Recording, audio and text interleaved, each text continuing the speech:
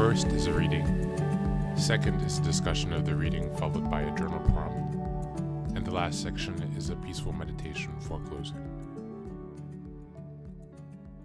Hello, and today's reading is from ACA's The Loving Parent Guidebook. Today we are on chapter 1 again still, and we're on page 16, From Critical Parent to Loving Parent. I realized I did much of my physical self-care roughly with anger and resentment.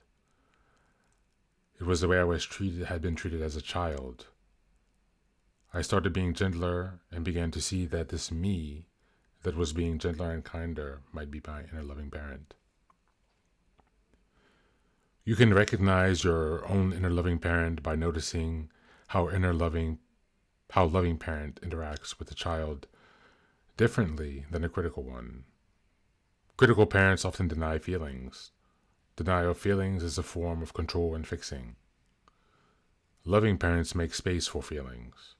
You can cultivate your inner loving parent by naming and empathizing with your inner child's feelings. In this way, you break the don't talk, don't trust, don't feel rule.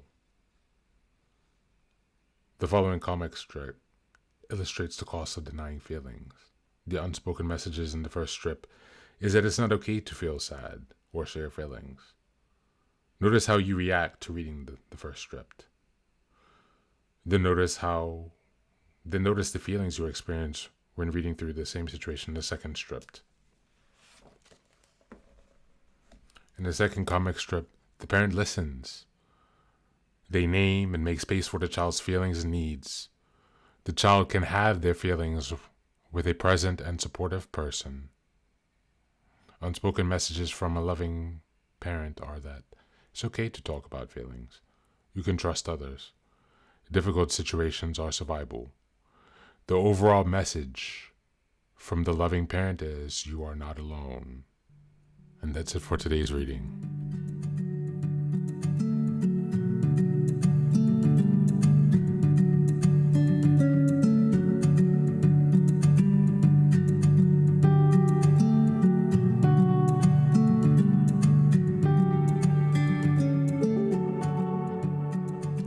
This one is a rough one. Even the last sentence, you are not alone.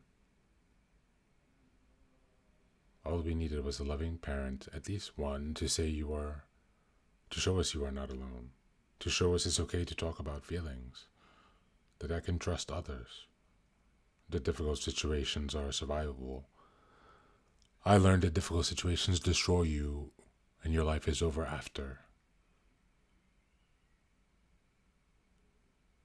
No one has been there for me throughout my journey of emotional healing, or emotional challenges as a child, rather, I should say. There was no one to talk to. There was no one to connect with when I had pain, and I did all of that on my own. It led to eating disorders, self-harm, suicidal ideation, constant. And my mother's answer still to this day, 34 years later, is, oh, I didn't know anything was wrong.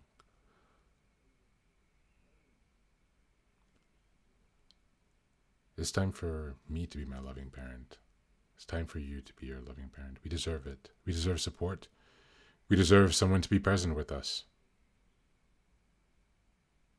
And those people exist.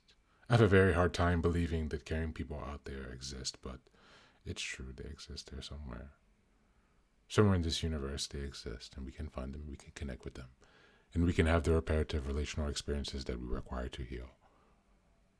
I genuinely believe that we can and we will find them. So for today, think about all of the ways that you can switch your critical parent to a loving parent. Make a list of all the time your critical parent raises, and then work on creating counter statements and facts to counteract the negative voices and the negative thoughts. Thanks again for being here, and I wish you a great day. Be well.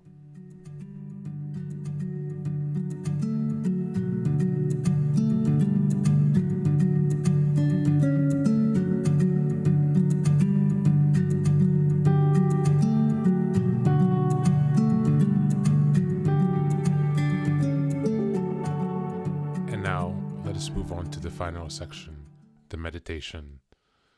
This is an unguided meditation. I will simply provide some music and you can take some time to relax. Please feel free to choose a location and a place where you feel safe and where you can be undisturbed for the next 10 minutes. You can choose to be sitting down, standing, as you like, wherever you are most comfortable. Thank you for being here and enjoy the meditation.